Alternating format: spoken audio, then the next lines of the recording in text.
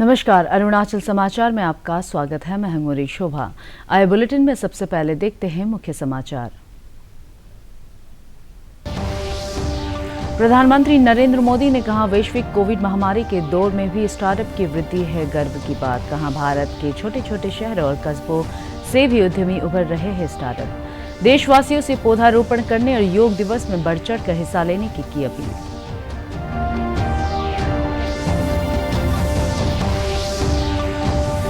मुख्यमंत्री पेमा खांडू ने कहा, राज्य सरकार की इंडस्ट्रियल इन्वेस्टमेंट पॉलिसी के अनुसार मल्टी स्पेशलिटी हॉस्पिटल सहित हॉस्पिटैलिटी और टूरिज्म सेक्टर को भी मिलेगा लाभ। कहा, प्रदेश के सभी इलाकों में लोगों को आत्मनिर्भर बनने के लिए बुनियादी सुविधाओं पर जोर। प्रधानमंत्री उज्ज्वला योजना अरुणाचल प्रदेश में सभी घरों तक एलपीजी गैस कनेक्शन उपलब्ध कराने में हो रही है सहायक। गरीबी रेखा से नीचे जीवन यापन करने वाले परिवारों को एलपीजी गैस कनेक्शन मिलने से उनका जीवन हुआ आसान।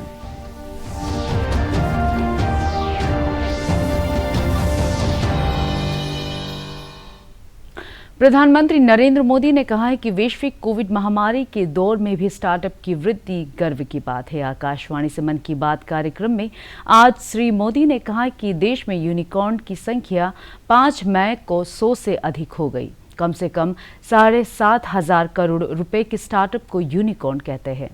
प्रधानमंत्री ने कहा कि भारतीय यूनिकॉर्न विविधतापूर्ण है, जो ई कॉमर्स, फिनटेक, एडटेक और बायोटेक जैसे कई क्षेत्रों में संचालित हो रहे हैं।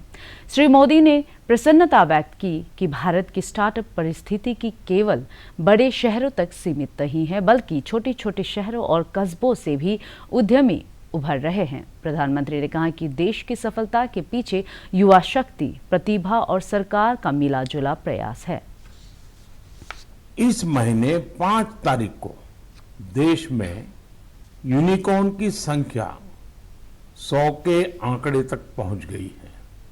और आपको तो पता ही है, एक यूनिकॉर्न यानी कम से कम 7,500 करोड़ रुपए का स्टार्टअप। इन यूनिकॉर्न्स का कुल वैल्यूएशन $330 बिलियन यानी 25 लाख करोड़ रुपयों से भी ज्यादा है। निश्चित रूप से ये बात हर भारतीय के लिए गर्व करने वाली बात है। आपको यह जानकर भी हैरानी होगी कि हमारे कुल यूनिकॉर्न में से 44 पिछले साल बने थे। इतना ही नहीं, इस वर्ष के 3-4 महीने में ही 14 और नए यूनिकॉर्न बन गए। इसका मतलब यह हुआ कि ग्लोबल पैंडेमिक के इस दौर में भी हमारे स्टार्टअप्स वेल्थ और वैल्यू क्रिएट करते रहे। इंडियन यूनिकॉर्न्स का average annual growth rate USA, UK और अन्य कई देशों से भी ज्यादा है। एनालिस्ट का तो ये भी कहना है कि आने वाले वर्षों में इस संख्या में तेज उछाल देखने को मिलेगी। एक अच्छी बात ये भी है कि हमारे यूनिकॉर्न्स डाइवर्सिफाइंग है।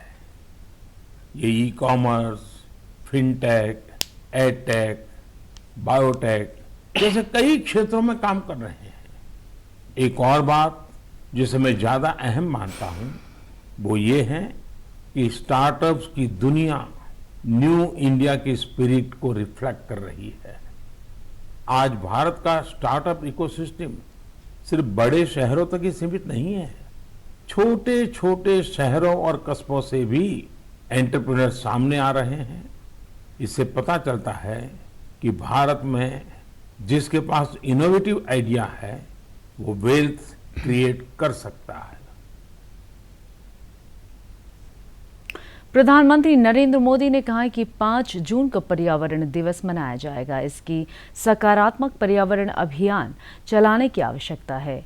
उन्होंने श्रोताओं से स्वच्छता और पौधारोपण का करबद्ध आग्रह किया। 21 जून को 8वां अंतर्राष्ट्रीय योग दिवस मनाया जाएगा। इस वर्ष का विषय है मानवता के लिए योग। श्री मोदी ने सभी से पूरे उत्साह के साथ योग दिवस मनाने और कोरोना संबंधी आवश्यक सावधानी बरतने का आग्रह किया। प्रधानमंत्री ने कहा कि देश में अमृत महोत्सव को ध्यान में रखते हुए 75 प्रमुख स्थानों पर अंतर्राष्ट्रीय योग दिवस मनाया जाएगा। प्रधानमंत्री ने लोगों से अपने शहर, कस्बे या गांव में किसी विशेष स्थान पर योग दिवस मनाने का आग्रह किया। यह स्थान कोई प्राचीन मंदिर, पर्यटन केंद्र, किसी प्रसिद्ध नदी, झील या तालाब का तट भी हो सकता है। प्रधानमंत्री ने कहा कि ऐसा करने से उस क्षेत्र की पहचान बढ़ेगी और पर्यटन को प्रोत्साहन मिलेगा। 5 जून को विश्व पर्यावरण दिवस के रूप में मनाता है। पर्यावरण को लेकर हमें अपने आसपास की सकारात्मक अभियान चलाने चाहिए और ये निरंतर करने वाला काम है। आप इस बार सबको साथ जोड़कर स्वच्छता और वृक्षारोपण के लिए कुछ प्रयास जरूर करें। आप खुद भी पेड़ लगाइए और दूसरों को भी प्रेरित करिए। मेरे प्यारे देशवासियों, अगले महीने 21 जून को हम 8वां अंतर्राष्ट्रीय योग दिवस मनाने वाले हैं। इस बार योग दिवस की थीम है योगा फॉर ह्यूमैनिटी। मैं आप सभी से योग दिवस को बहुत ही उत्साह के साथ मनाने का आग्रह करूंगा। हाँ, कोरोना से जुड़ी जरूरी सावधानियां भी बरतें। वैसे अब तो पूरी दुनिया में कोरोना को लेकर हालत पहले से कुछ बेहतर लग रहे हैं। अधिक से अधिक वैक्सीनेशन कवरेज की वजह से अब लोग पहले से कहीं ज्यादा बाहर भी निकल रहे हैं। इसलिए पूरी दुनिया में योग दिवस को लेकर काफी तैयारियां भी देखने को मिल रही हैं। कोरोना महामारी ने हम सभी को ये एहसास भी कराया है कि हमारे जीवन में स्वास्थ्य का कितना अधिक महत्व है और योग इसमें कितना बड़ा माध्यम है। लोग ये महसूस कर रहे हैं कि योग से फिजिकल, स्पिरिचुअल और इंटेलेक्चुअल वेलबीइंग को भी कितना बढ़ावा मिलता है। मैं आपसे भी ये आग्रह करूंगा, इस बार योग दिवस मनाने के लिए आप अपने शहर, कस्बे या गांव की किसी ऐसी जगह चुने जो सबसे खास हो। ये जगह कोई प्राचीन मंदिर और पर्यटन केंद्र हो सकता है या फिर किसी प्रसिद्ध नदी, झील या तालाब का किनारा भी हो सकता है।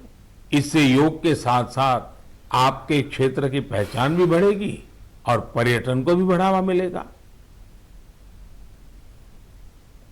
मुख्यमंत्री पेमा खांडू ने कहा कि राज्य सरकार की इंडस्ट्रियल इन्वेस्टमेंट पॉलिसी के अनुसार मल्टी स्पेशलिटी हॉस्पिटल सहित हॉस्पिटैलिटी और टूरिज्म सेक्टर को भी इन्वेस्टमेंट माना जाएगा और उन्हें सरकार की इन्वेस्टमेंट पॉलिसी का लाभ मिलेगा।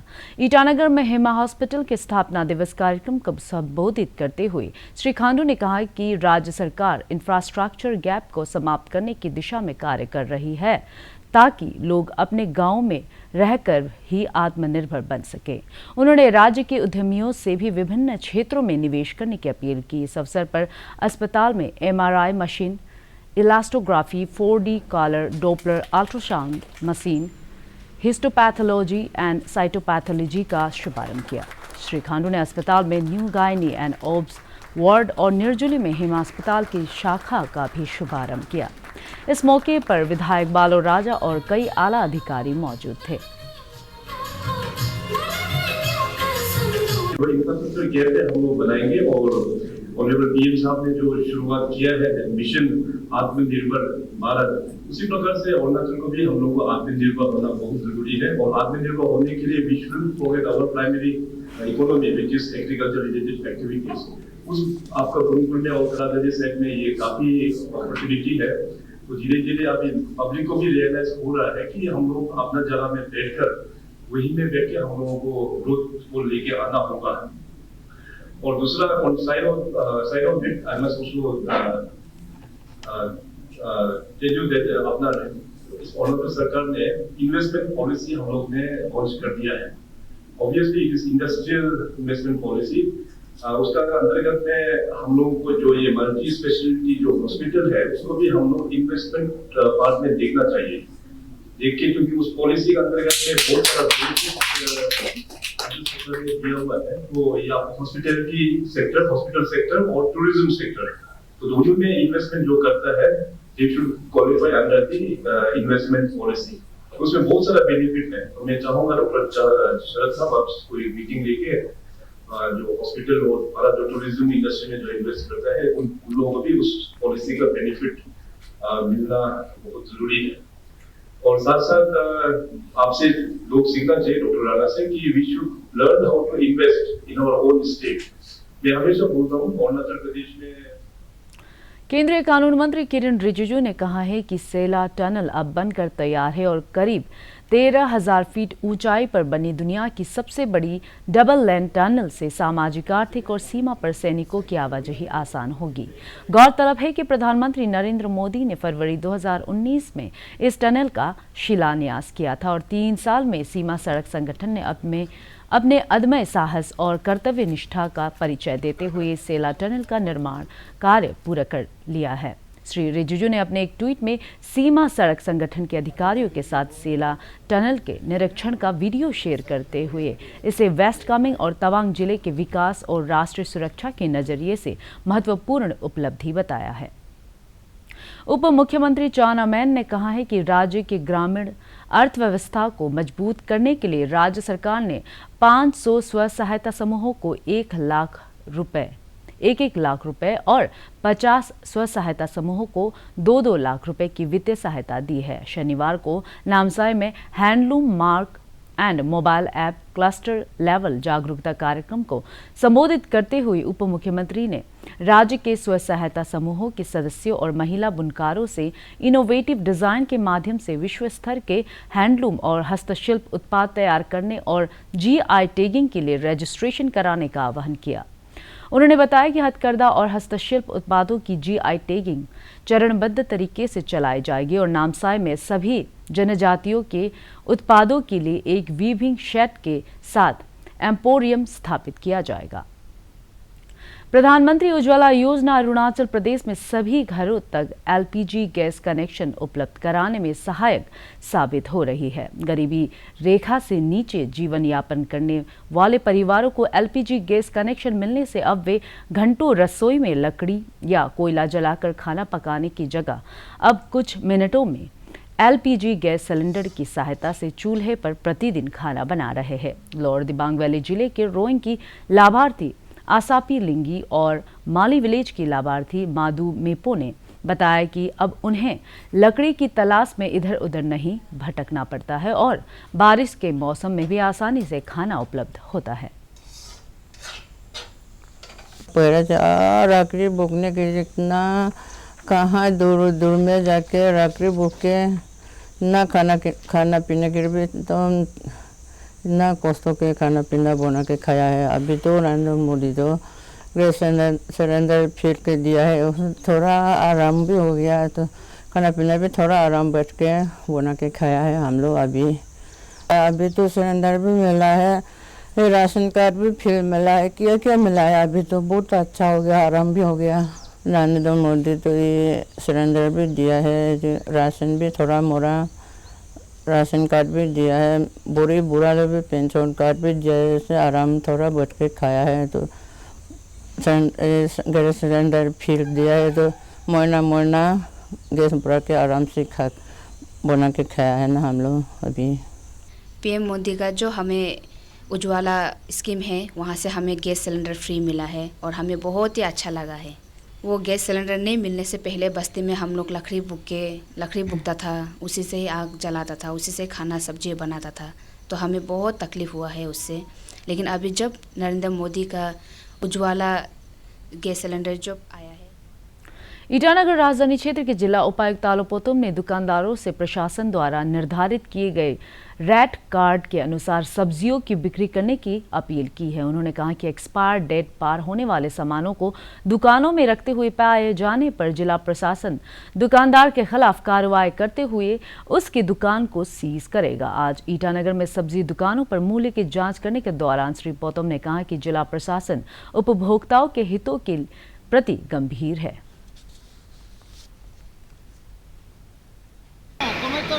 दाम है? 100 में 80 रुपया में उन्हें से ठीक था क्या ना? हाँ, कितना में बनाया रेट हमने? जो पब्लिक जो देख रहा है, देखो ये आप लोग हमेशा बोलता है कि हमने जो रेट बनाया उसमें नहीं बेच रहा है, लेकिन नहीं बेच रहा है वो कि हमको कैसे पता होगा? हमको पता होना होगा ना। हमको पता होने से पहले एक है रिजर्वेशन कमेटी, एक है ऑफिसर्स का, उसका नीचे में वॉलंटियर्स है। हमने वॉलंटियर्स लोग को आई कार्ड दे दिया। अच्छा, कोई आके आपका दाम का बारे, रेट का बारे कोई पूछता है? ऑफिसर लोग आके अभी हम जैसे आया कोई नहीं पूछा है ना। यही तो मुश्किल है। ऑफिसर लोग का भी यही होता है कि वो 9 बजे ऑफिस आना है, 2 घंटा खाना खाना है, फिर 4 बजे ऑफिस से चला जाना है और कुछ काम। मेगा फूड पार्क बंदरदेवा के लीड प्रमोटर और पब्लिक लीडर लिखा माज ने कहा है कि अरुणाचल प्रदेश में मेगा फूड पार्क की स्थापना एक क्रांतिकारी कदम है और इससे राज्य के किसानों के बागवानी उत्पादों की पूरी खरीद और उन्हें उन्नत किस्म के पौधे उपलब्ध कराने में मदद मिलेगी। उन्होंने कहा कि मेगा फूड पार्क में किसानों को जागरूक किया जा रहा है और जरूरी खाद्य प्रसंस्करण इकाइयों को लगाने का कार्य प्रगति पर है। फार्मा का जो प्रोडक्ट है, डोर स्टेप तक, घर तक आके सामान को मेगा फूड पार्क ही उठा लेगा। उसमें टोटली वेस्टेज जीरो होगा कि जो पहले जो मार्केट नहीं था, इंडस्ट्री नहीं था, हमारा फार्मर का जो प्रोडक्ट 60 to 40% गार्डन में ही वेस्टेज होता था और ट्रांसपोर्टेशन में आना 20%। तो फार्मर सेल करता है, मुश्किल से 30% प्रोडक्ट को ही सेल किया गया था, 70% नुकसान में था। तो अभी ये फूड पार्क आने का बाद कि हमारा फार्मर 100 से 100% एक भी वेस्टेज नहीं होगा कि मेगा फूड पार्क में जाएगा। ये एक अच्छा हमारा पेमा खांडू सरकार ने मोदी का जो आत्मनिर्भर भारत को उसमें ध्यान रखते हुए ईस्ट सियांग जिले के निगलॉक स्थित सैनिक स्कूल में शनिवार को local board of administration LBA की बैठक हुई। इस बैठक की अध्यक्षता स्कूल की एलबीए के अध्यक्ष तथा सेना की 56th इन्फेंट्री डिवीजन के general officer commander major general Rajiv Ghai ने की। बैठक में गत 28 अप्रैल 1919 से अब तक स्कूल की ढांचागत विकास के साथ ही स्कूल की प्रगति के लिए भावी योजनाओं पर चर्चा की गई। स्कूल के प्रिंसिपल कमांडर प्रवीण कुमार पोला ने सदस्य सचिव के रूप में पावर पॉइंट प्रेजेंटेशन के माध्यम से जनरल ऑफिसर कमांडिंग और बोर्ड के सदस्यों को स्कूल के स्थापना काल से अब तक के विभिन्न पहलुओं पर विस्तृत जानकारी दी और स्कूल में कैडेटों की सीटों को बढ़ाने का आग्रह भी किया। SC, OBC, General, ST from home state and other state also. So there are 5 categories including defense. So each category will get one girl. 10 girl cadets per batch only. As of now we can't increase other than 10. Cadets from Arunachal and Northeast are very good in football. Arunachal समाचार के आज के अंक में इतना ही। जाने से पहले आप सभी से अनुरोध है कि कोविड-19 के दिशा निर्देशों का पालन करें, हमेशा मास्क लगाएं, बार बार हाथ धोएं और सोशल डिस्टेंसिंग के नियमों को मानें।